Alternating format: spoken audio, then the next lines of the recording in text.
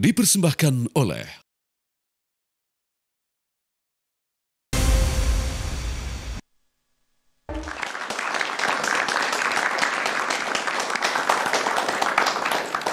Selamat malam. Dalam 2 minggu ini kasus yang melibatkan Agus alias Iwas betul-betul menjadi sorotan karena kami awalnya nggak menyangka dan betul-betul di luar nalar.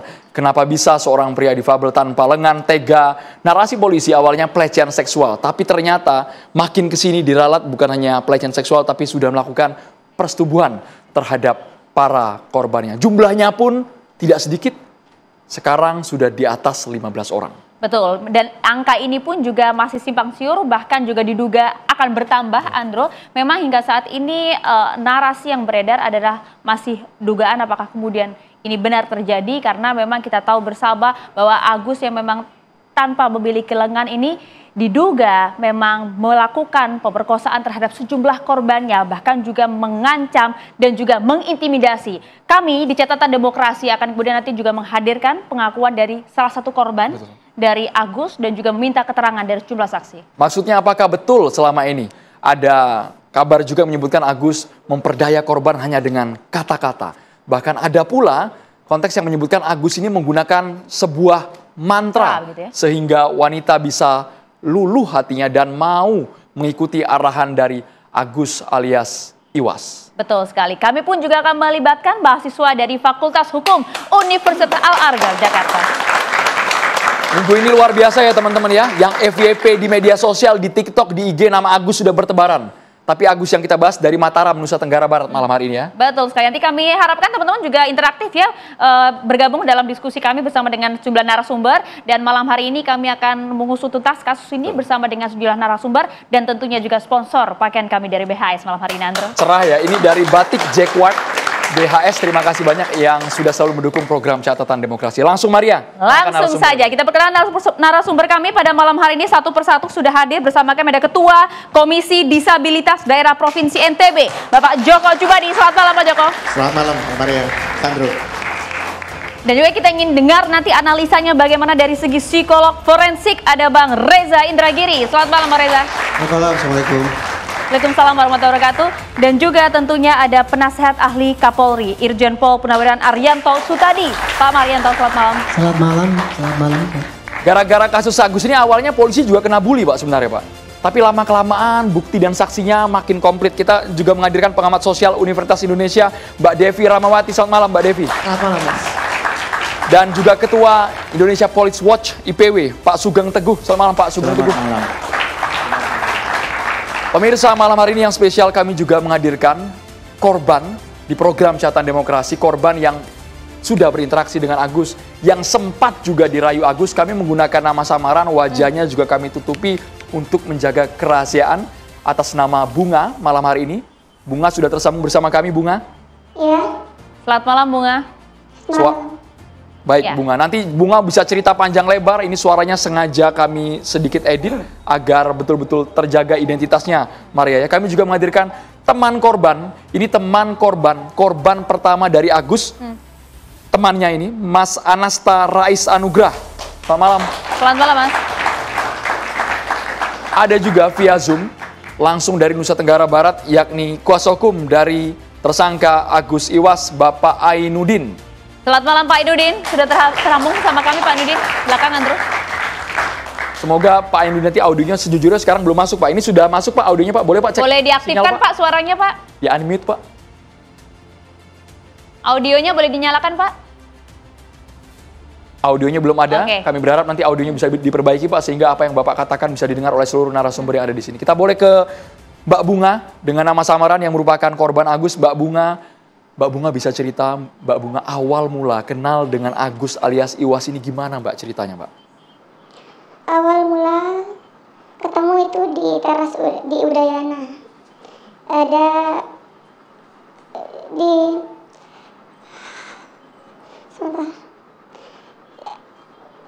di kursi di dekat jalan di Udayana. Di sana posisinya saya lagi sendiri.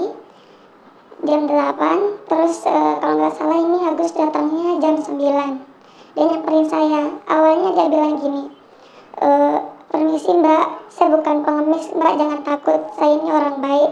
Saya cuma mau nanya, berhak nggak saya hidup menurut Mbak? Ya udah, setelah itu saya jawab, iya berhak.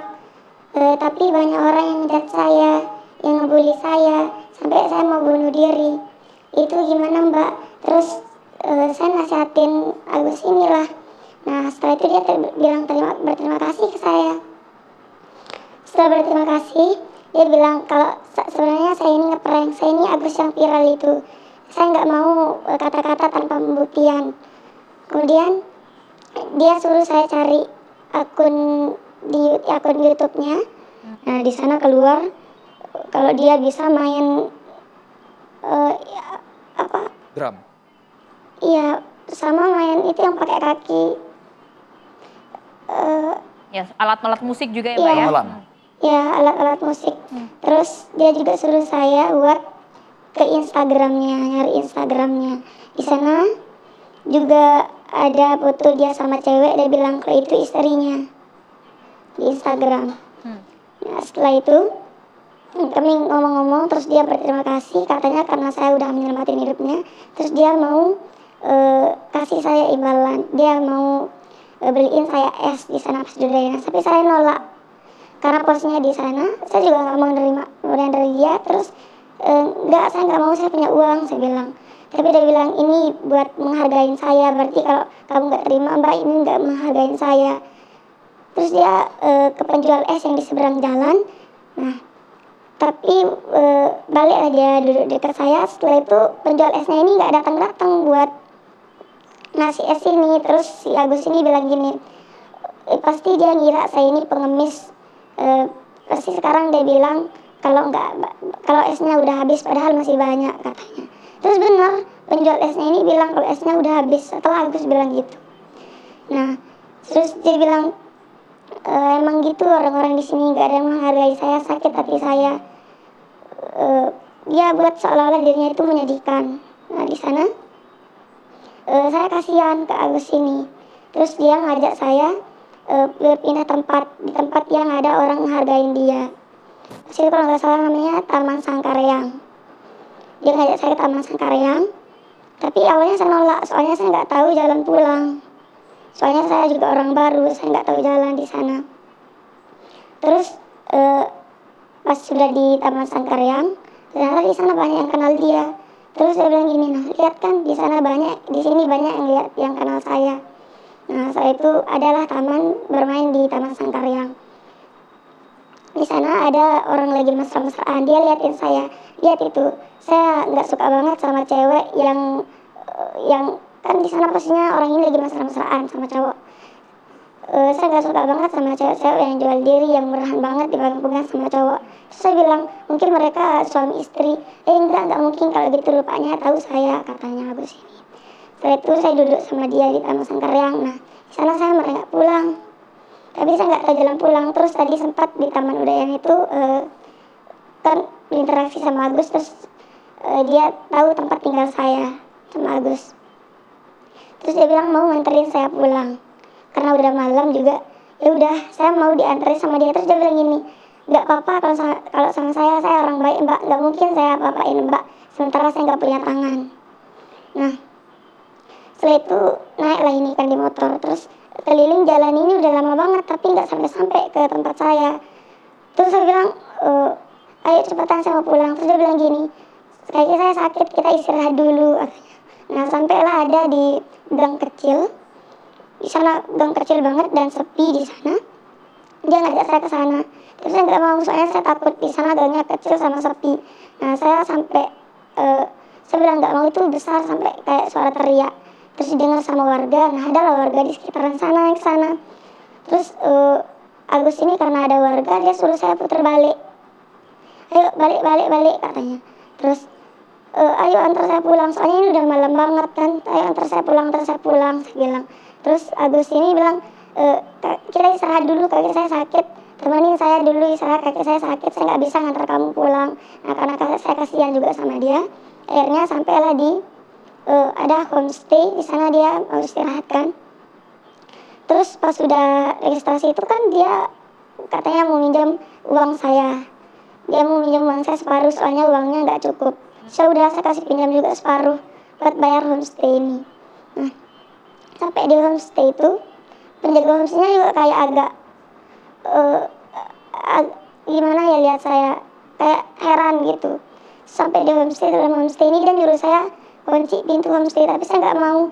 Terus dia bilang kalau kita ditahu nanti kita bakal dinikahin. Dia ngancam saya bakal dinikahin, kan saya nggak mau nikah sama dia. Terus setelah itu dia kan disuruh saya rebahan di ranjang itu, ranjang homestay, tapi saya nggak mau. Situ saya duduk, terus posisinya HP saya mati daya.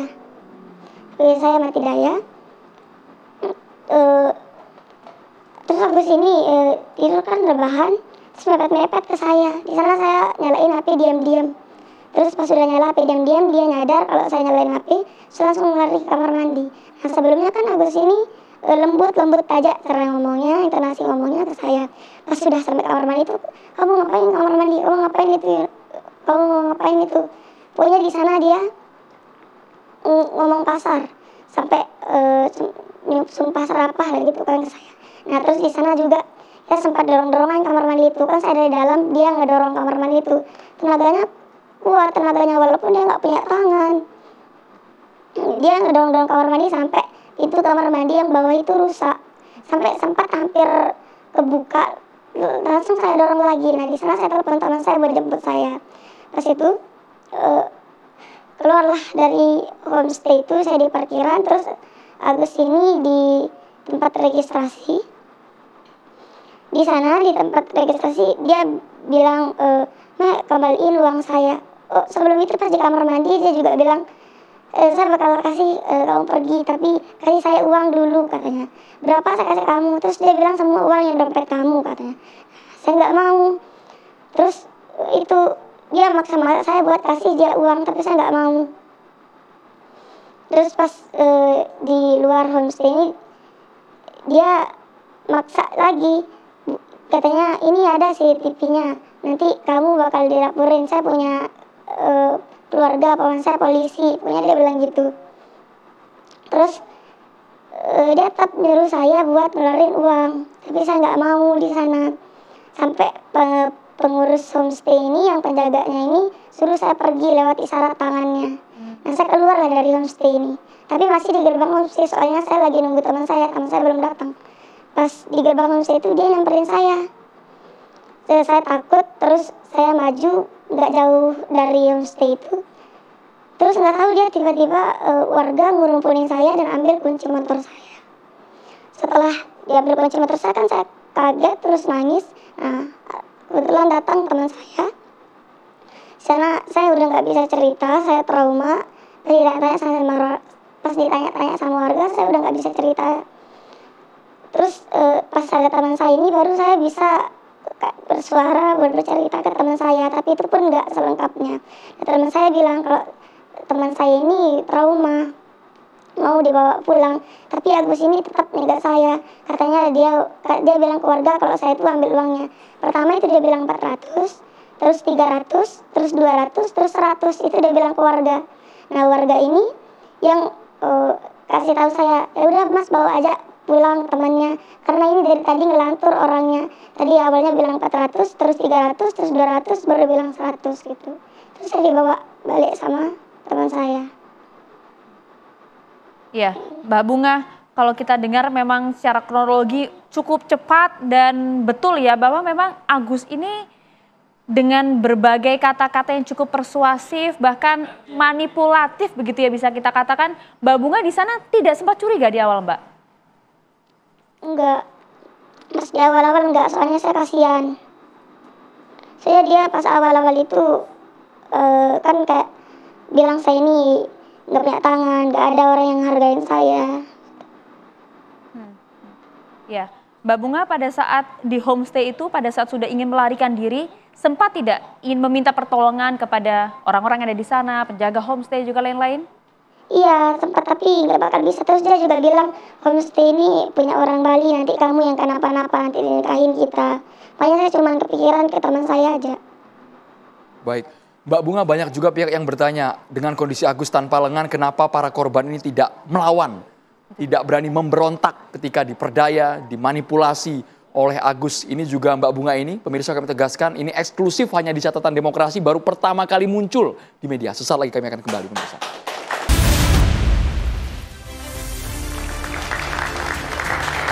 Sebelum kita libatkan para narasumber, Maria untuk bertanya langsung kepada Bunga. Bunga, ini banyak juga pertanyaan dari publik. Mas Reza bisa langsung gabung? Mas Reza, gabung sama kami. Boleh tanya ya? Mas Reza Indragiri. Pak Sugeng ingin langsung bertanya? Ya. Silakan Pak Sugeng. Ini kejadian Bunga alami kapan ya Bunga ya? Kemudian apakah Bunga waktu itu kemudian merasa perlu melaporkan kepada yang berwajib atau bagaimana langkahnya? Gitu Bunga. Boleh dijawab Bunga, silakan. Nah, kejadiannya itu tanggal 27 September. Setelah kejadian, saya sempat mikir mau laporin, tapi di sana saya trauma. Saya sampai bahkan ke lokasi itu Taman Udayana itu aja saya nggak pernah ke sana. Saya trauma punya dengar berita nama yang mengenai Agus itu, saya trauma sekali. Nah, terus pas awal beritanya muncul, itu persis banget kronologinya sama kronologi saya. Tapi, nah terus saya kirain itu kejadian saya. Terus di sana saya udah nggak bisa apa-apa, udah trauma banget. Sampai saya diantar sama teman saya dari kampus ke tempat tinggal saya. Umur berapa ya Bunga ya? Usia? Malam. Berapa? Malam. Enggak usia Bunga? 18. 18. Ya, terima kasih. Bunga, ini pertanyaan soal publik yang mempertanyakan kenapa tidak ada perlawanan dengan kondisi Agus tanpa lengan, harusnya kan sebagai korban bisa melawan, bisa memberontak. Bunga. Nah, pas awal-awal itu kan saya kasihan ke dia. Awal-awal. Terus saya nyadarnya itu saya juga sempat dibaca-bacain. Saya nggak tahu dia baca apa pas di Taman Udayana. Dia ngebacain saya apa mungkin sama pas di homestay itu. Dia ngebacain mantra ke saya nggak tahu itu apa. Saya juga lupa itu kalimatnya apa, soalnya itu bukan bahasa saya. Sama itu bukan bahasa Indonesia. Sempat juga di homestay itu dia suruh saya buat buka jilbab saya, tapi saya nggak mau di sana. Pada saat membacakan mantra-mantra itu yang tadi Bunga sebutkan, sempat ada kontak fisik nggak? Bisa menyentuh bagian tangan atau kaki atau seperti apa? Enggak. Dia bilang tatap mata saya.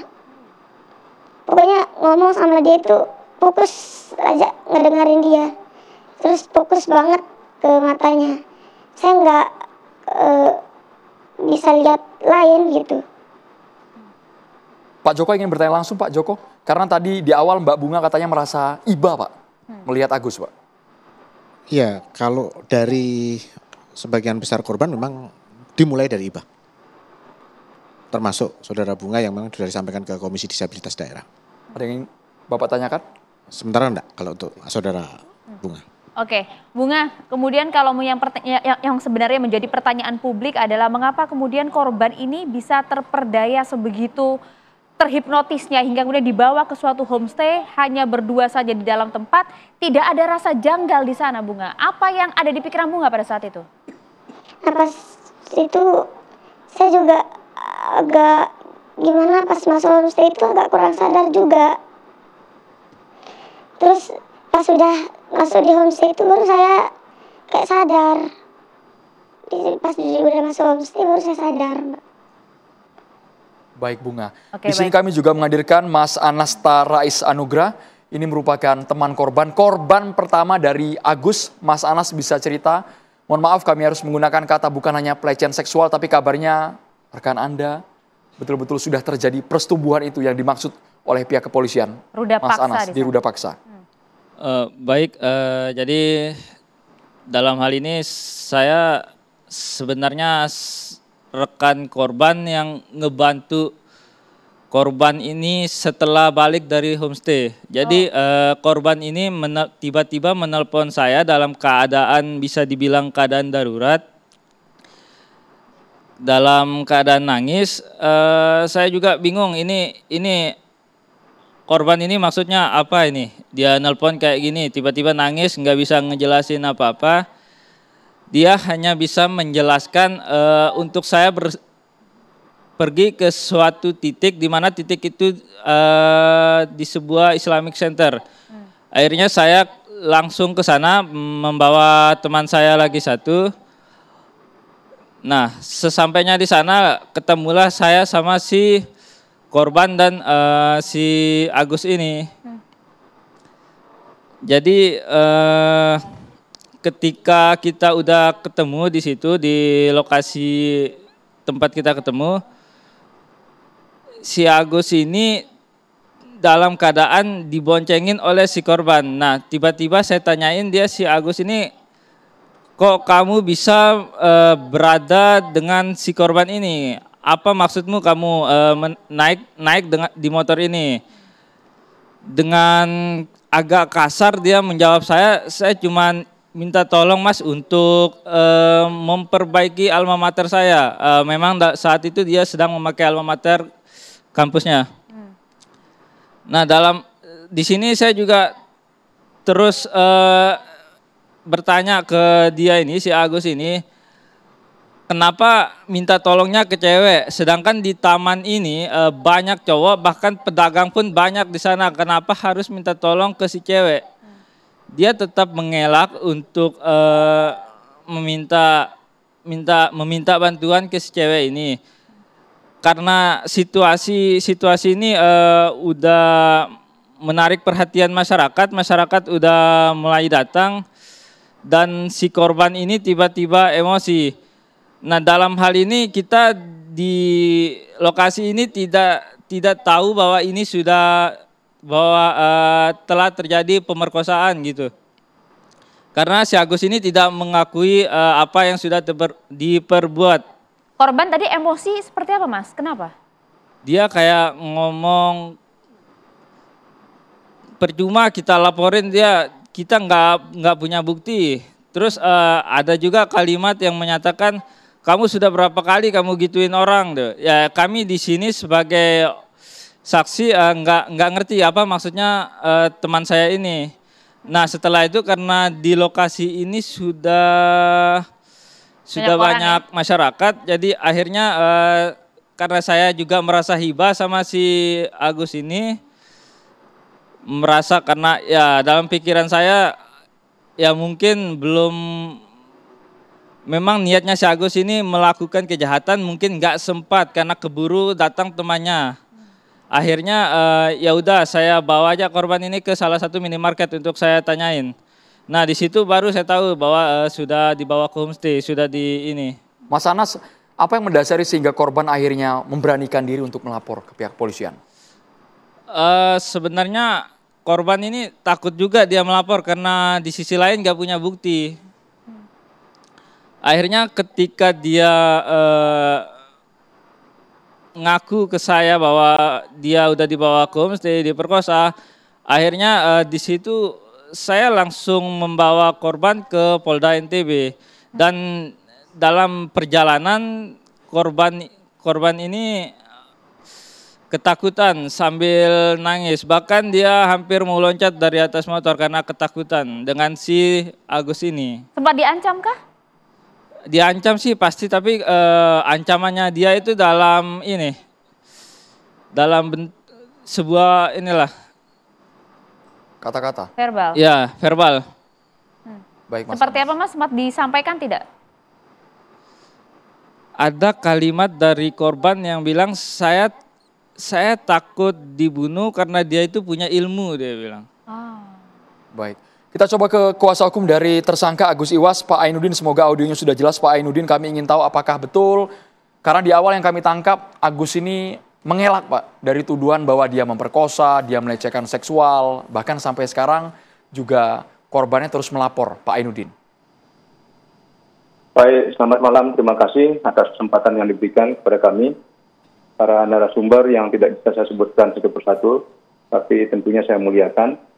Maka kita kedepankan adalah asas praduga tak bersalah. Selaku kuasa hukum, kami perlu sampaikan bahwa pertanggal 6 hari Jumat tahun 2024 kemarin, yaitu kami diminta oleh Agus melalui keluarganya menjadi kuasa hukumnya. Jadi kami resmi menjadi kuasa hukum setelah kuasa hukum sebelumnya. Baik. Nah, mendengar apa penjelasan yang dari tadi, ada hal-hal yang perlu kami luruskan. Karena kami mendampingi itu tentunya juga mendengarkan apa yang disampaikan oleh tersangka dalam hal ini adalah Agus. Nah, kaitannya dengan kejadian-kejadian yang sudah disampaikan tadi, saya menyikapi dengan apa yang disampaikan oleh saudara Anas. Sebenarnya tadi dikatakan pemerkosaan. Saya tidak mau menjustifikasi, jadi tolong supaya kita juga berhati-hati untuk membuat statement. Karena pemerkosaan ini tentunya pasalnya berbeda dan juga tata caranya berbeda diatur dalam peraturan perundang-undangan. Jadi mungkin tidak gegabah untuk menyampaikan hal serupa. Tapi ingin kami sampaikan bahwa sesungguhnya terjadi kontak badan, tetapi itu atas dasar konsensualis. Ingin, ya, artinya mau sama mau. Nggak ada paksaan. Ya, nggak ada paksaan. Itu keterangan dari Agus yang kami dapatkan yang di BAP pertanggal hari ini dan juga kemarin. Kami mendampingi. Nah, ini yang kemudian berkembang. Di tengah-tengah masyarakat itu, semua sosial media kemudian berkomentar seolah-olah bahwa ada justifikasi yang dari awal Agus ini adalah orang yang bersalah. Nah, saya ingin mengajak kita semua untuk kemudian menghargai proses hukum yang ada. Jadi tentunya banyak hal-hal yang kurang ya yang disampaikan tadi itu. Yang kami dengarkan dari Agus secara langsung yang telah di-BAP. Okay. Itu tidak ada paksaan sama sekali. Jadi masuk ke dalam homestay dan kemudian dia, mohon maaf, sebelumnya si korban, yang dikatakan korban pertama tadi itu melihat ada adegan mesum, dan kemudian dia menyampaikan, itu enak sekali gitu. Nah, terjadi di sana percakapan, kemudian kesepakatan. Sehingga si perempuan pun juga bertanya di mana tempat gitu.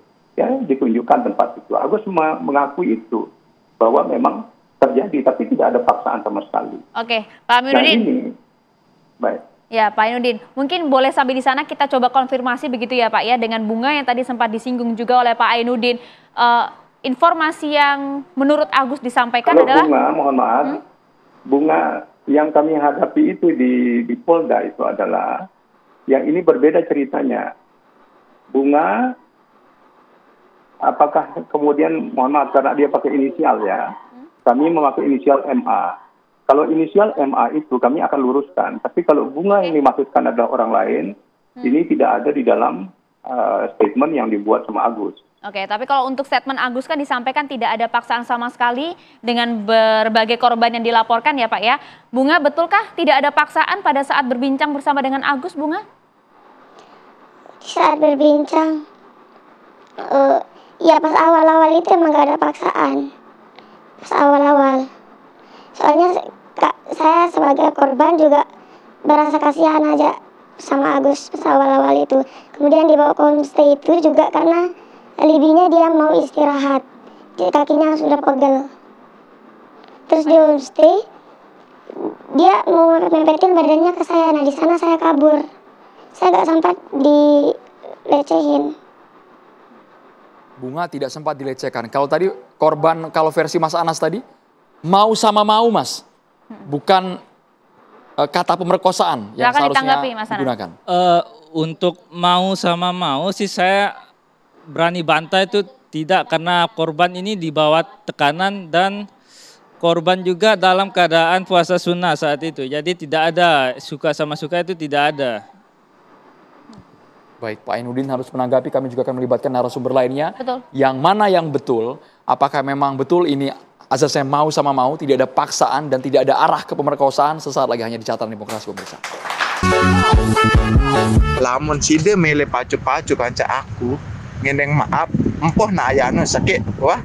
Kedua, lamun sida pura-pura nangis, ku jamin sida mati. Ku jamin, ini bisa kamu jadikan bukti dari orang tua kamu kirim ke orang tuamu bisa. Membunuh bukan berarti saya membunuh, tapi mental kamu tuh saya yang tanggung jawab. Udah, jangan bilang saya ada di sini. Sudah dari sini. Kamu sekarang rekam suara kamu. Kamu mau ngomong baik-baik sama saya atau tidak? Iya. Ini bukti loh di teman cowokmu. Temanmu nih? Atau belum kenal?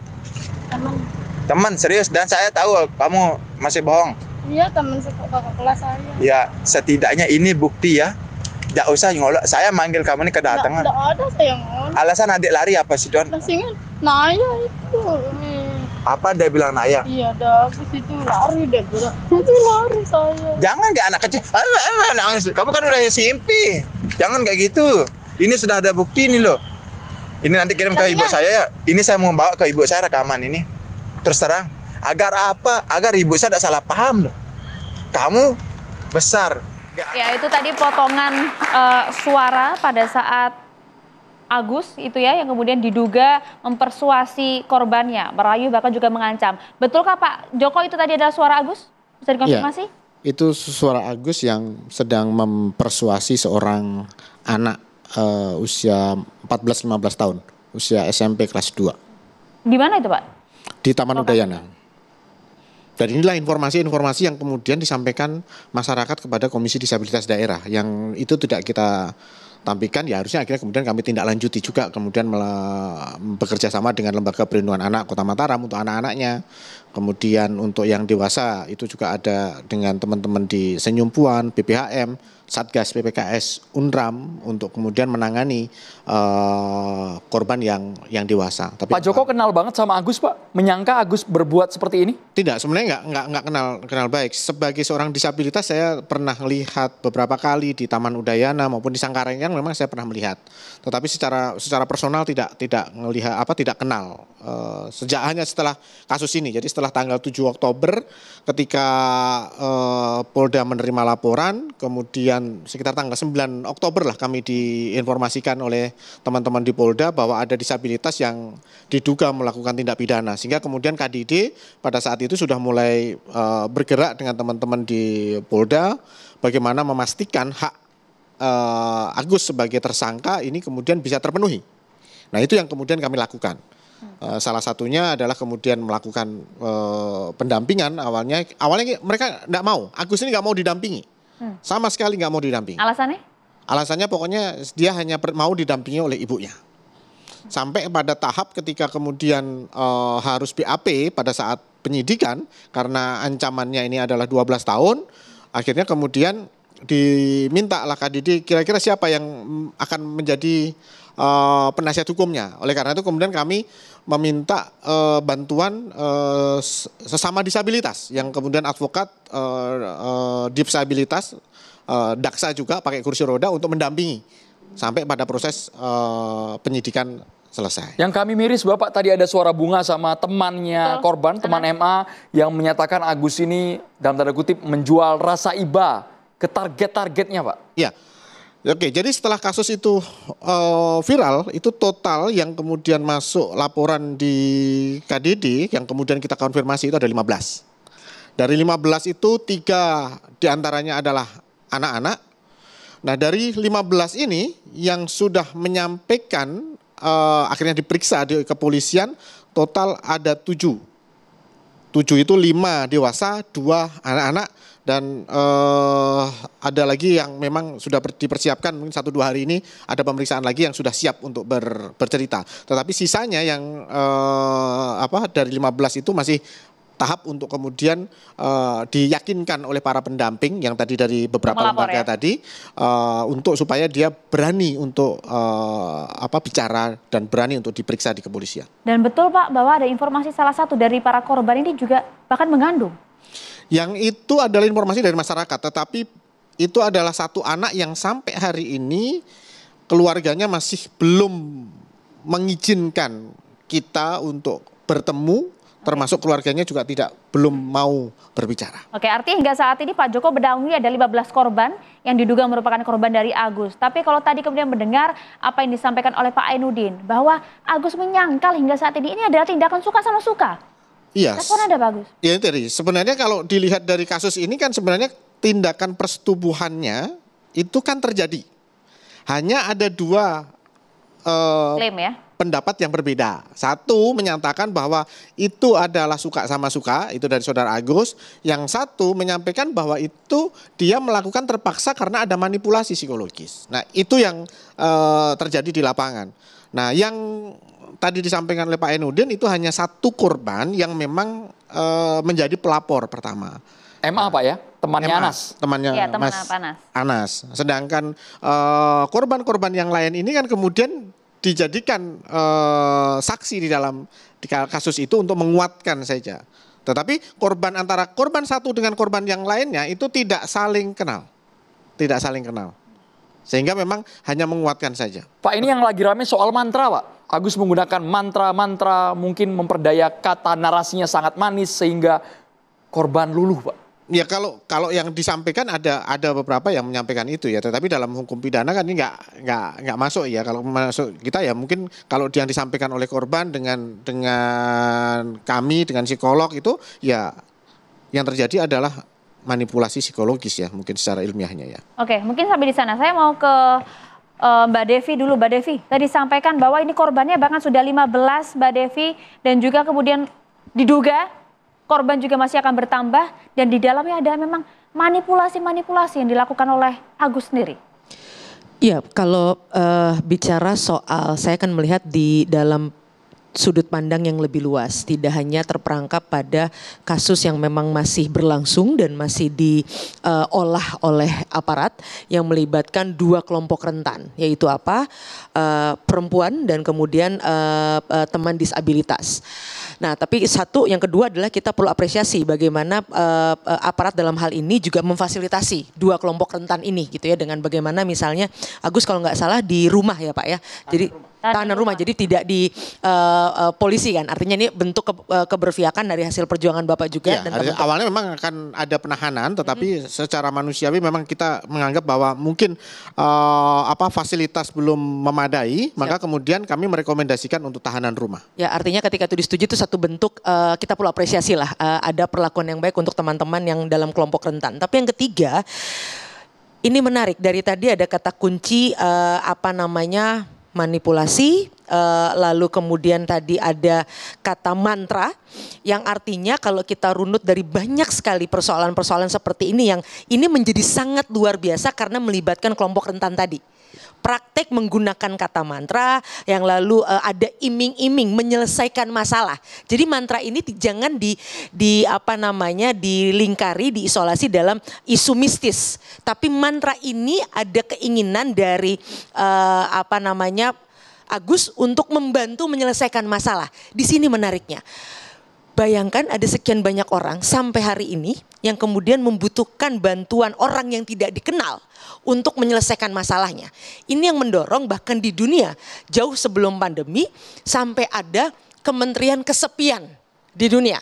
Karena persoalan bagaimana masyarakat hari ini akibat persoalan digital itu mudah sekali terjebak dalam kesepian yang membuat dia kemudian sangat rentan untuk menerima bantuan yang bisa jadi tulus atau bisa jadi akal bulus. Nah, ini yang kemudian perlu kita pahami.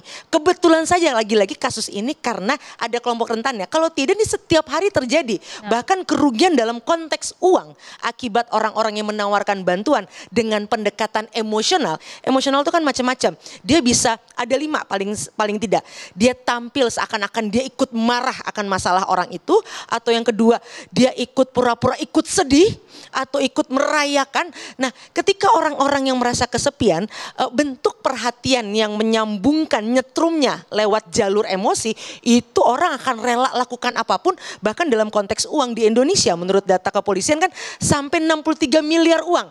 Ini bahkan uang yang hilang karena korbannya secara emosional begitu terikat pada orang-orang yang memanfaatkan ketergantungan emosi tadi, akibat mereka tidak lagi mampu menemukan daya dukung sosial di sekitarnya akibat mereka kesepian tanda kutip untuk menyelesaikan masalah tadi. Jadi kita perlu hati-hati melihatnya dari konteks itu, bukan hanya dalam konteks mempertanyakan kok bisa teman-teman rentan melakukan ini. Jangan terjebak pada itu. Hati-hati karena tiap hari terjadi praktek-praktek seperti ini.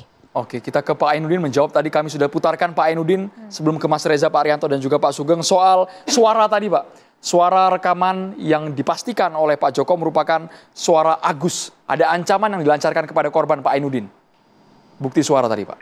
Ya, suara itu kami harapkan sebenarnya itu kalau di dalam hukum pembuktian maka harus ada keasliannya dan harus ada ahli yang menerangkan bahwa itu memang benar suaranya Agus.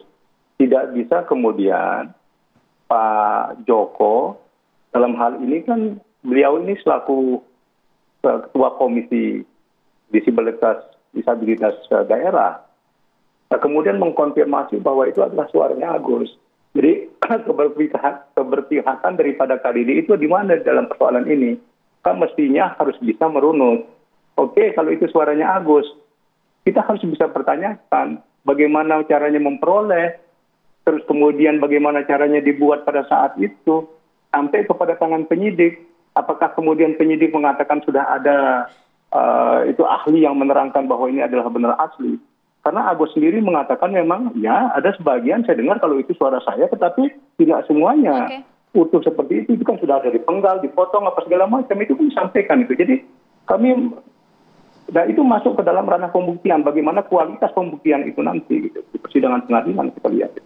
Ya, memang rekaman itu sudah disampaikan ke teman-teman kepolisian dan sudah sudah ditarik di Krimsus kemarin datanya sebagai data dokumen elektronik yang kemudian dipakai untuk pembuktian. Itu 2 alat bukti itu memang dari korban yang sudah diperiksa. Satu itu adalah rekaman dalam bentuk video tetapi hanya suara saja. Ya.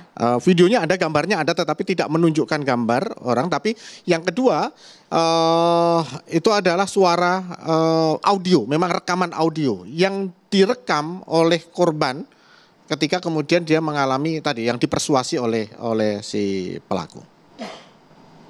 Oke, artinya pada saat itu memang korban dalam kondisi sadar ya Pak ya, bisa dipastikan seperti itu? Dalam kondisi sadar, jadi 2 korban ini, 1 korban dewasa dan 1 korban anak itu sadar bahwa akhirnya dia merekam itu untuk jaga-jaga, gitu loh. Baik, kita boleh ke Mas Reza, betul kata Mbak Devi tadi, kita jangan terjebak dan juga mendiskreditkan kelompok rentannya, tapi tipu daya, dugaan manipulasi kata demi kata sehingga korbannya terus berjatuhan, bahkan jumlah laporan sudah 15 orang, Mas Reza. Siapa itu pemerkosa, siapa itu pelaku kekerasan seksual? Narasi yang berkembang belakang ini adalah ini monster yang fisiknya sangat kuat, yang punya stamina sangat hebat, daya cengkramnya juga sangat dahsyat sehingga bisa menaklukkan korban-korbannya. Tetapi anggapan sedemikian rupa tampaknya anggapan bypass. Dalam pengertian, kalau kita ingin sungguh-sungguh memahami tentang perilaku predator seksual, kita harus pahami bahwa ada 4 tahap yang dilakukan atau dilalui oleh para pelaku. Sebutan yang saya deskripsikan barusan itu, saya katakan sebagai anggapan yang bypass, anggapan yang potong kompas, karena seolah-olah kalangan tersebut, kalangan yang tidak yakin bahwa penyandang disabilitas bisa melakukan kekerasan seksual, langsung berfokus pada tahap keempat. Berarti, agar kita punya kesamaan persepsi, sehingga kita bisa mengevaluasi kembali simpulan kita tentang mungkinkah atau tidak mungkinkah penyandang disabilitas melakukan kekerasan seksual, kita mulai dari tinjauan tentang tahap pertama. Tahap pertamanya adalah intention, niat. Tahap keduanya adalah preparation, persiapan. Pada tahap kedua ini, seorang calon pelaku sudah mulai menimbang-nimbang. Modus apa gerangan yang saya akan gunakan? Ada 2 modus yang dominan dilakukan oleh para pelaku kekerasan seksual. Pertama adalah modus yang bisa membuat korban atau target ketakutan luar biasa. Intimidasi, ancaman fisikkah itu, ancaman psikiskah itu, tekanan atau apapun sebutannya yang sifatnya violent, yang mengandung unsur kekerasan, yang mengandung unsur paksaan, sehingga sekali lagi target merasa ketakutan. Itu modus pertama. Ada modus kedua, dan ternyata menurut studi justru modus kedua inilah yang paling sering digunakan oleh pelaku kekerasan seksual. Modus ini diistilahkan secara populer sebagai grooming behavior.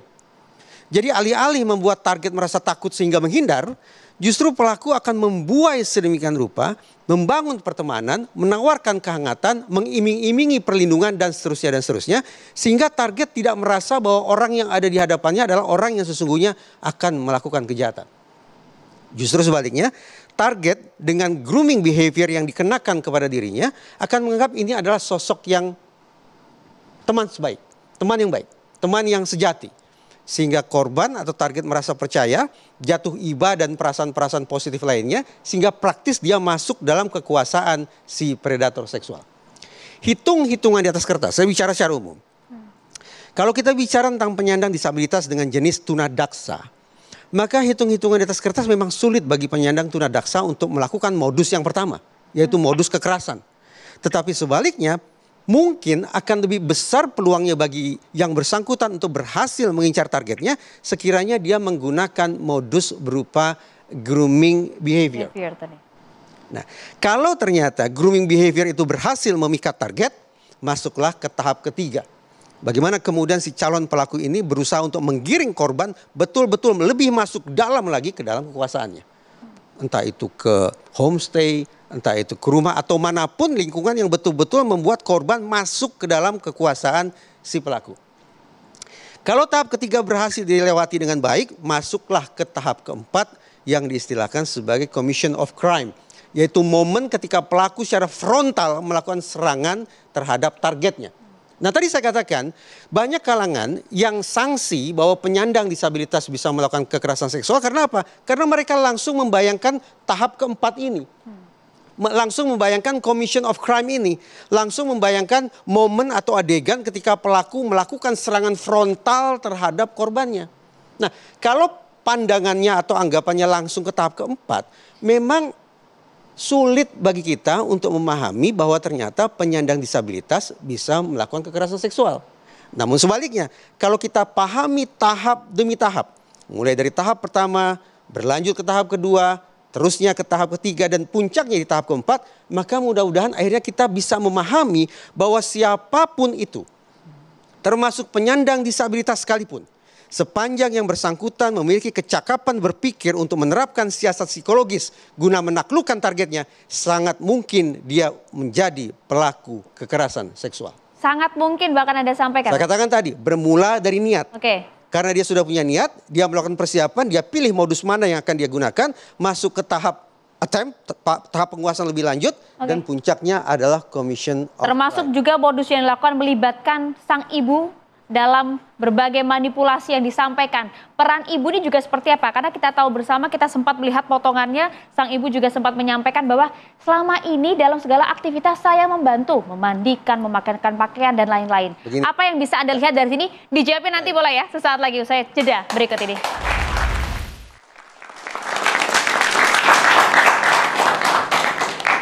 Iya, kita lanjutkan diskusi pemirsa mengenai soal peran sang ibu ini seperti apa Mas Reza Anda melihat?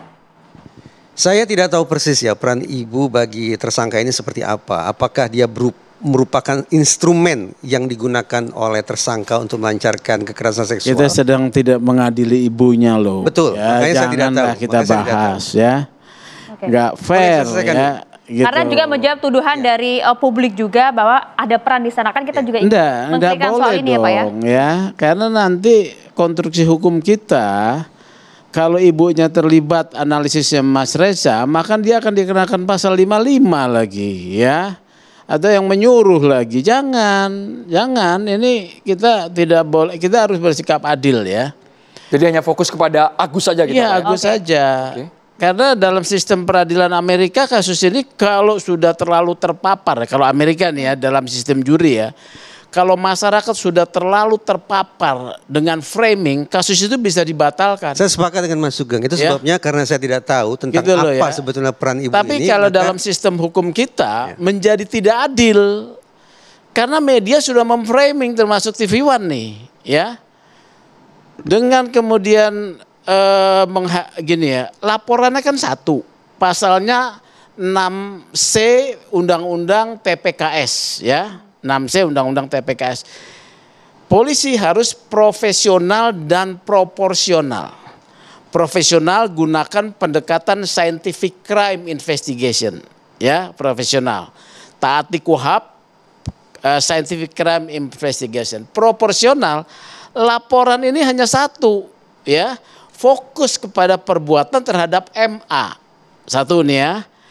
Mengapa kemudian ada pemeriksaan 15 orang yang tidak saling kenal dan tidak ada kaitan dengan perbuatan tanggal 7 Oktober? Ya, dalam sistem hukum kita dan dalam proses pemeriksaan pidana kepolisian, polisi harus fokus pada LP itu, pemenuhan alat buktinya. Tidak ada gunanya 15 orang ini diperiksa. Apakah mau diterapkan kasus konkursus, ya, perbuatan berlanjut, atau beberapa perbuatan berdiri sendiri yang kemudian masing-masing bisa dipidana, mau dikumulatifkan dalam satu tindak pidana karena ada hak dari seorang tersangka untuk mendapatkan keadilan, tidak boleh dituntut atas perkara yang dicicil, ya, karena itu ketidakadilan. Nah, ini saya mengingatkan polisi untuk profesional dan proporsional supaya tidak timbul nanti kasus Vina dipersoalkan, prosesnya tidak benar, prosedurnya salah. Apakah 15 orang ini sebagai framing kemudian disuruh membuat laporan polisi sendiri-sendiri? Ini problem pidana juga. Pak Sugeng melihat ada indikasi ke sana, Pak. Dasarnya apa, Pak? Saja. Dasarnya apa, Pak? Dasarnya karena kemudian ada pengerahan, mencari-cari. Tidak boleh dong. Polisi ini maksud Anda? Iya.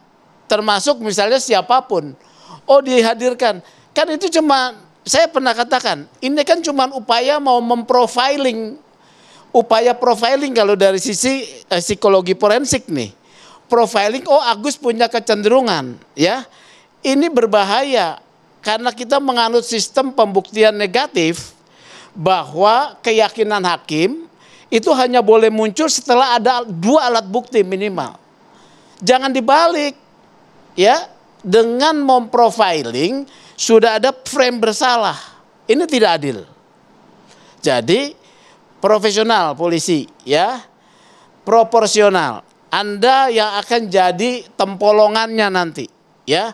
Orang senang berdebat, media senang-senang berdebat, polisi yang kelimpungan nanti. Nah, polisi ini harus ini, ya. Jadi itu dari saya, udah itu dulu aja dari saya. Pak Arianto, silakan Pak Arianto. Baik, terima kasih. Sekali lagi saya apresiasi kepada catatan demokrasi hari ini. Hebat. Karena apa? Catatan demokrasi ini memfasilitasi kebingungan masyarakat terhadap suatu hal. Kebingungannya karena apa? Karena tidak jelas apa yang terjadi. Ini sebetulnya ya, kalau masalah ini yang kita perbincangkan ini dengan yang sama-sama yang lain kemarin itu viral itu, sebetulnya ini hanya kalau dari ditinjau dari polisi, ini adalah satu contoh penyidikan satu kasus. Konflik seperti ini ya, bagi penyidik menghadapi tersangka yang berbohong, saksi yang berbohong itu hampir semua penyidikan tidak pernah ada tersangka yang pertama kali ngaku, ya Pak saya bersalah begini, tidak ada. Walaupun buktinya ada, sudah kuat, mereka pasti akan bohong, tidak gitu. Saya pernah waktu saya masih letnan dulu, meriksa seorang bendahara yang laporkan dirampok. Ketika saya cek TKP, wah ini nggak mungkin perampokan karena rusaknya itu jendela itu dirusak dari dalam. Saya periksa 2 hari 2 malam itu nggak ngaku-ngaku, tapi begitu setelah saya cari pembuktian terbalik, ini bapak gajinya berapa, ini kemudian beli kulkas, beli ini dan sebagainya, akhirnya ngaku, ya Pak saya yang ngambil uang itu dan pura-pura dicuri orang. Ini contoh ini tadi ya. Kalau ini tadi ya, ini tersangka gitu ya, ya pasti dia akan tidak ngaku, wah dia begini. Saksi juga demikian juga. Saya berani bersaksi bahwa dia begini. Itulah problem yang sama-sama selama ini dilakukan oleh penyidik. Dan saya senang karena rakyat bisa ikut melihat sekarang ini. Nah sekarang poinnya ya gini. Apapun yang tersangka itu lakukan, kemudian bela, kemudian banyak orang yang hibah gitu ya, sehingga ini pertama kali ini bisa jadi viral karena apa? Karena begini, ini polisi kurang kerjaan, sudah nembak saudara sendiri, ibunya dibunuh dan sebagainya. Sekarang kurang kerjaan, ini orang disabel yang nggak apa-apa kok bisa ditersangkakan. Itu yang pertama kali muncul dulu gitu. Sampai ada seorang anggota DPR juga nggak percaya itu, mosok orang gitu polisi gitu kan. Nah akhirnya apa? Setelah ditelusuri ke dalam, apa yang terjadi seperti sekarang mulai terbuka. Nah saya Pak ya tadi agak Pak Sugeng mengatakan sistem pengadilan di sana di Amerika dan sebagainya. Kalau saya di sini justru kemarin menyarankan pada polisi ya, you ya, sekarang dalam kasus ini yang nomor 1 adalah ini adalah penyidikan. Penyidikan itu apa? Tugas polisi itu mencari barang bukti untuk membuat terangnya perkara supaya jelas dan bisa menemukan tersangkanya gitu. Jadi tugas polisi adalah mengumpulkan barang bukti. Kalau simpang siur bahwa ini nggak mungkin berbuat gini, nggak usah digubris. Cari aja bukti-bukti yang mendukung tuduhan itu. Demikian juga saksi-saksi.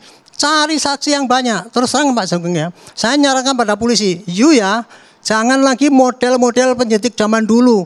Disidik kemudian nanti hasilnya sampai di pengadilan. Sekarang nggak laku tuh cara gitu. Kita sudah divonis oleh masyarakat bahwa kita tuh nggak benar gitu. Makanya paling bagus adalah penyidikan itu sampaikan aja apa yang terjadi. Kemudian ini loh saksi yang masuk, ini yang apa gini sehingga kita berkesimpulan seperti ini. Kemarin kepada penyidik NTB itu tak telepon Kapoldanya, saya sarankan, Dek, 1, cari saksi-saksi sebanyak-banyak mungkin, suruh ngomong di media. Jadi bukan Anda yang ngomong bagaimana kejadian itu. Biar ngomong di media. Mendistorsi proses hukum, Pak. Ya. Saya tidak mengatakan proses hukum. Gitu loh. Ini yang terjadi di dalam sekarang medsos kan kayak gini. Ini kebebasan. saran Pak Arianto berarti ya? Saya menyarankan begini. Daripada susah-susah menerangkan pada masyarakat ya. Itu kesaksian tuh suruh ngomong aja di sana. Bukan karena pemeriksaan Anda. Supaya rakyat segera tahu, orang segera tahu apa yang terjadi. Termasuk juga pengalaman Vina kemarin itu ya. Mohon maaf, tidak bisa seperti itu juga. Itu sudah memframing. Jadi jangan masyarakat diberikan kesempatan untuk melakukan penilaian. Saya terserah Bapak mengatakan saya salah, tapi saya berpendapat begitu Pak. Jadi gini intinya. Daripada Anda susah-susah mencari saksi ahli, yang lain-lain kemudian nanti disampaikan ke pengadilan, sekarang juga cari saksi ahli, suruh menyatakan bahwa ini begini, kasih semua keterangan pada masyarakat semua.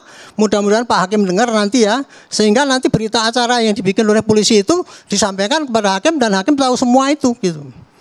Jadi memang sekarang yang kita hadapi kondisinya seperti ini. Nggak boleh begitu loh Pak. Itu namanya silakan Bapak mengatakan trial itu. By the mass, trial justru by the pers. Justru cara itulah saya mengantisipasi Pak.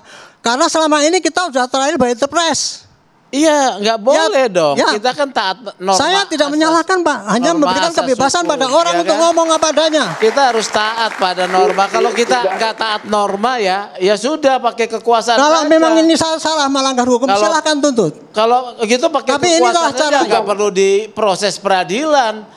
Agus ini tidak Pak. Saya menyarankan kepada polisi penyidikan. Kalau misalnya proses penyidikan itu adalah mencari bukti-bukti. Dengar dulu, saya ini bisa giliran saya ngomong dong Pak. Bapak jangan membantah, jangan sok tahu loh. Penyidikan itu mencari barang bukti Pak. Barang bukti itu nanti dikemas di dalam berkas perkara, disampaikan ke hakim. Itu tugas polisi dan itu yang dikerjakan polisi dari dulu Pak. Cuman dari dulu itu polisi kalau mengumpulkan barang bukti diam-diam, nggak mau ngomong pada umum. Akibatnya apa sekarang? Disangkanya polisi ngawur kerjaannya, gitu kan. Nah makanya itu kemarin saya juga. Sebentar dulu. Kami tidak mengatakan. Saya tidak. Dari pihak pengacara. Ini saya tidak ngomong pengacara begitu Pak. Tidak. Ini saya ngomong bahwa tugas polisi itu begini. Saya menerangkan tugas polisi yang dikerjakan ini ya Pak ya. Gitu. Ngawur dalam hal ini. Bukan Bapak yang ngawur. Ini publik yang mengatakan gitu Pak. Kami juga mengapresiasi. Tolong Pak, saya jangan potong. Biar selesaikan dulu penjelasan saya ya. Gitu. Gantian Bapak. Pak Inudi, kita selesaikan. Silakan nanti Bapak bantah tapi ini intinya gini, penyidikan cari bukti yang sebanyak mungkin, kumpulkan di dalam berkas, tapi kemudian jangan didiemin aja. Sampaikan kepada umum juga bahwa ini yang kita kerjakan. Hasilnya begini. Nanti pembuktian di pengadilan, bukannya saya trial by the pers Pak, bukan. Khawatir framing tadi Pak Arianto. Katanya kalau kemudian Pak Sugeng katakan jangan-jangan kemudian khawatirnya polisi memframing ini kemudian hingga lah sekarang itu saksi. Si Iwan yang ngomong bahwa saya begini apa nggak memframing itu? Apa nggak memframing? Beda Pak. Beda dong ya. Beda, Pak. Sama Karena saja. polisi kan punya kewenangan, diberikan kewenangan undang-undang. Kewenangan polisi itu ya Pak, Kalau melakukan penyidikan. Iya. Boleh melakukan penyidikan dan dia tidak ada batasan kewenangan untuk mempublikasikan keterangan yang memang penting disampaikan oleh masyarakat, kecuali itu publikasi yang terbatas karena untuk kepentingan polisi. Nah, di sini saya mengatakan bahwa publikasi ini penting karena untuk memberikan keterangan pada masyarakat yang selama ini terbias kena salah pari gitu. Kewajiban saya untuk memberikan pencerahan kepada masyarakat, inilah bidang penyidikan yang memang sulit gitu ya. Dan kita harus seperti scientific tadi, saksi ahli suruh ngomong semua, diambil di dalam berkas, tetapi bukan ngomong di pengadilan doang. Dia boleh ngomong di umum kan, selama ini kan Bapak kan sudah ngomong di umum kan, teorinya gini. Kenapa kita nggak boleh? Gitu Pak. Viral dibalas dengan viral. Sayangnya sesaat saya lagi. ini Pak. Pak Arianto sesaat lagi kita akan balas. Kan ada 15 ya, kok hanya satu yang yang diperiksa itu. Pak Arianto. Mudah-mudahan nanti yang lain mau sukarela menjadi saksi sehingga kasus ini bisa terang benderang dan siapa tersangka sesungguhnya. Baik, Pak Ainudin sama Pak Sugeng nanti. sepertinya ingin langsung berkomentar, ditahan dulu. Kita jeda hanya di Catatan Demokrasi pemirsa.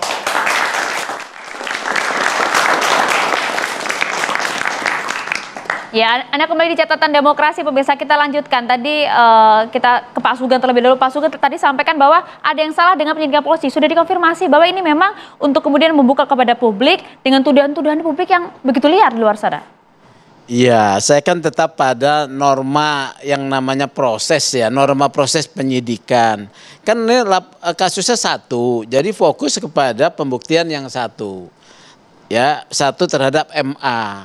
Yang lain itu saya katakan muncul nanti itu framing, media juga framing ya. Jangan. Rasanya kalau media framing kami nggak terima Pak, karena kami cover both side Pak. Kami memberitakan dari sudut pandang korban, kami memberitakan dari sudut pandang Agus. Nah, Agus kami tayangkan media terus Pak. sekarang memang berkembang kepada media yang walaupun cover both side punya muatan-muatan keberpihakan. Bukan TV One ya Pak itu Pak ya, bukan TV One Pak. Keberpihakan mungkin Pak. pada korban, yang nggak ada masalah keberpihakan pada korban. Oleh karena itu kode etik tetap diberlakukan ya. Saya cuma mau meminta polisi tetap profesional dan proporsional. Udah itu aja. Oke. Ya. Singkat pada jelas Maria ya. Pak Arianto sepertinya ingin nambahin lagi nih Pak Arianto. Justru yang karena polisi pengen profesional dan proporsional itulah maka sekarang polisi pakai presisi. Harus transparansi, responsibilitas itu dilengkapi itu. Makanya saya sarankan pada polisi sekarang, Anda tugasnya tidak cukup menyidik mengungkap kejahatan, tetapi juga menerangkan kepada rakyat inilah yang terjadi dan inilah siapa yang salah, siapa yang benar, silakan hakim nanti yang mengadili. Tapi bukti-bukti yang ada secara jujur inilah yang terjadi. Jadi jangan dimanipulasi itu. Saya kira cuma itu saja Pak. Jadi demi kejujuran ya, jangan proses itu dianggap kemudian menghalang-halangi hak seseorang. Seperti sekarang ini harus satu LP, nggak harus sampai selesai dulu, yang lain nggak boleh. Yang terjadi 15 korban itu suruh ngapain dia? Buat LP lagi. Ya memang semuanya begitu. Saya bilang sama polisi, terima semua LP keterangan siapapun, buka posko, siapa saksi yang mau ngaju online maupun apa, silakan sampaikan Pak, sini. Akan saya bungkus dan kemudian saya bikin berkas, saya kirimkan ke pengadilan, ke jaksa baru pengadilan. Selesai. Saya tidak ada suudon Pak, tidak ada apa itu menyerang pengacara. Tapi kok Bapak kemudian menyerang saya. Saya sama sekali tidak ngomong bapak-bapak yang menyerang polisi, bukan. Itu adalah rakyat sekarang citranya demikian sorotannya kepada polisi. Makanya saya nyarankan pada polisi pandai-pandailah memberikan penerangan pada masyarakat. Bergantian Pak Arianto. Ya, Pak Ainudin silakan Pak Ainudin. Pak Arianto, kami berterima kasih apa yang Bapak sampaikan itu mengenai masalah transparansi tentang tata cara penyidikan. Yang kami keberatan itu adalah pertama, Bapak memberikan keleluasaan kepada publik untuk menyampaikan sehingga masyarakat akan bisa menilai. Kayak ini kan pasti ada namanya the trial by the press. Belum kita adili, biarkan hakim itu nanti akan mengkonstituir, mengkualifikasir sehingga menemukan di antara kedua belah pihak, antara jaksa dengan lawyer, kemudian didudukkan terdakwa dan ada saksi-saksi di sana yang akan memberikan keterangan baik ahli, maka itulah yang kemudian menjadi tugas hakim untuk memutus perkara ini dengan baik. Cuma kalau kemudian membuka posko apa segala macam, apa urgensinya?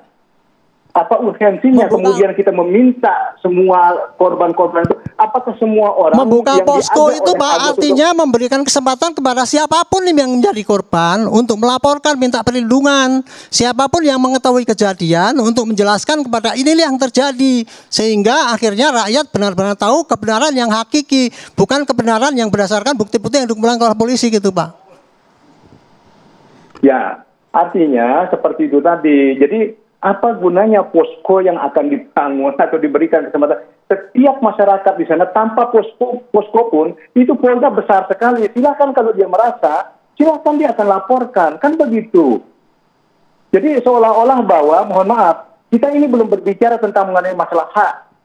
Hak ini kedua-duanya mempunyai hak. Dalam hal ini tersangka mempunyai hak juga. Ya, mempunyai hak karena dia disabilitas. Dia tidak mampu melakukan, akal pikir seperti apa yang disampaikan oleh Pak Reza dengan 4 sistem atau 2 modus yang terbanyak dilakukan. Tapi jangan salah, mohon maaf, untuk kadar besar saja, untuk buang air besar, itu tidak bisa dicebokin. Siapa yang mencebokin? Apakah ada di negara ini yang sudah difasilitasi? Untuk kemudian dia buang air kecil. Kemudian nanti kalau terjadi di persidangan pengadilan, taruh kata itu diponis. Ya, apa yang terjadi? Di mana tempatnya? Kan sudah menggradasi hak asasi manusia. Mas Reza terakhir ditanggapi baik, Pak Inudin. Makanya sebenarnya tugas dari KDD salah satunya itu. Artinya kita pun juga harus sudah mempersiapkan. Dan ini catatan bagi negara. Negara harus hadir di sini karena disabilitas memiliki hak yang sama. Ya. Termasuk juga ketika kemudian dia akan menjadi narapidana umpamanya, maka negara yang harus hadir. Bagaimana memfasilitasi itu, baik fasilitas, sumber daya maupun anggaran untuk mereka nanti ketika dia harus ada di negara harus hadir itu bagi saya tidak hanya dari sisi sarana prasarana tapi juga mindset. Izinkan saya untuk mengatakan begini. Sejak Indonesia memiliki undang-undang tindak pidana kekerasan seksual, kita harus punya keinsafan yang sama bahwa negara kita memposisikan pidana yang satu ini sebagai kejahatan yang serius. Kejahatan yang luar biasa. Agar kemudian undang-undang TPKS tidak menjadi macan kertas, sungguh-sungguh saya berharap ada sekian banyak terobosan hukum yang bisa dilakukan dalam kasus-kasus kekerasan seksual. Salah satunya adalah penggunaan tolok ukur terkait residivisme. Selama ini argo residivisme di Indonesia dihitung berdasarkan berapa kali seseorang masuk keluar penjara. Tapi dari khazanah psikologi forensik sebetulnya ada 4 argo yang digunakan. Yang relevan dalam perbincangan kita adalah argo yang pertama yang disilakan sebagai re-offending. Bahwa seseorang bisa dicap sebagai residivis bukan berdasarkan sekali lagi berapa kali dia keluar masuk penjara, tapi berapa kali dia melakukan perbuatan pidana dan berapa banyak korbannya, terlepas apakah peristiwa pidana itu masuk ke ranah hukum atau tidak. Dengan demikian, siapapun pelaku kekerasan seksual, ketika diketahui bahwa ternyata korbannya lebih dari 1, berulang kali dia melakukan penistaan itu, maka sudah sepatutnya yang bersangkutan kendati baru kali itu di proses hukum, tapi sepatutnya dicap sebagai residivis dengan pemberatan sanksi semaksimal mungkin. Mbak Devi. Ya, mudah-mudahan dari kasus ini semakin mengingatkan kita semua bahwa lagi-lagi perempuan belum betul-betul terbebas sebagai kelompok rentan termasuk dalam konteks kekerasan seksual. Karena kali ini jelas lagi-lagi perempuan, mohon maaf, bahkan dari kelompok rentan lainnya. Nah, ini yang menjadi catatan serius ketika seorang korban khususnya perempuan mengalami proses yang tadi disebut oleh beliau, proses grooming tadi, bagaimana manipulasi emosi itu dilakukan, itu data menunjukkan angka pelaporannya sangat rendah, padahal 1 dari 3 perempuan kabarnya di dunia itu mengalami hal tersebut karena ada rasa malu, ada rasa takut, apalagi ada rasa bahwa publik tidak akan percaya. Nah, apalagi ketika tadi pelakunya menggunakan posisi sebagai kelompok rentan juga untuk menghindari atau menutupi tudingan publik yang biasanya justru sangat berpeluang tidak berpihak pada kelompok rentan, yaitu perempuan. Jadi dalam hal ini mudah-mudahan ini membuka babak baru, mengingatkan kembali bahwa yuk sama-sama kita lindungi perempuan-perempuan yang sampai hari ini tidak pernah berhenti menjadi kelompok rentan. Baik, dan ingat hati-hati dengan manipulasi emosi. Mbak Bunga, singkat saja apa yang ingin Anda sampaikan kepada Agus, Mbak Bunga? Silakan Bunga. Ya, Halo, cek. Cek. Sudah menyala, Mbak. Silakan, Mbak. Jadi yang saya sampaikan kepada Agus, mungkin stop sampai di sini. Karena menurut saya Agus ini kenapa melakukan lagi dan lagi, karena selama ini tidak ada pelapor yang melapor. Dan saya sangat berterima kasih kepada pelapor pertama yang sudah membukakan jalan kepada kami, para penguat bagi pelapor pertama. Terima kasih, Baik, Bapak dan terima Ibu. kasih, Bunga. Semoga semua korban juga berani, sama halnya seperti warna yang digunakan bajunya Maria, merah. Berani bersuara, berani mengungkap kebenaran, Maria. Ya, terima kasih BHS sudah mensponsori kami dan catatan demokrasi kali ini. Dan juga tentunya kita tunggu nanti bagaimana proses hukum ini akan berjalan. Terlebih lagi juga dengan asas praduga tak bersalah. Terima kasih Pak Joko, Pak Reza terima kasih, Pak Rianto terima kasih banyak sudah hadir di catatan demokrasi. Mbak Devi, Pak Sugeng, Mas Anas, Mbak Bunga terima kasih, dan juga Pak Ayudin langsung dari Nusa Tenggara Barat. Saya Andromeda Mercury. Saya Maria Segaf, kita berdua pamit. Terima kasih. Sampai jumpa minggu depan.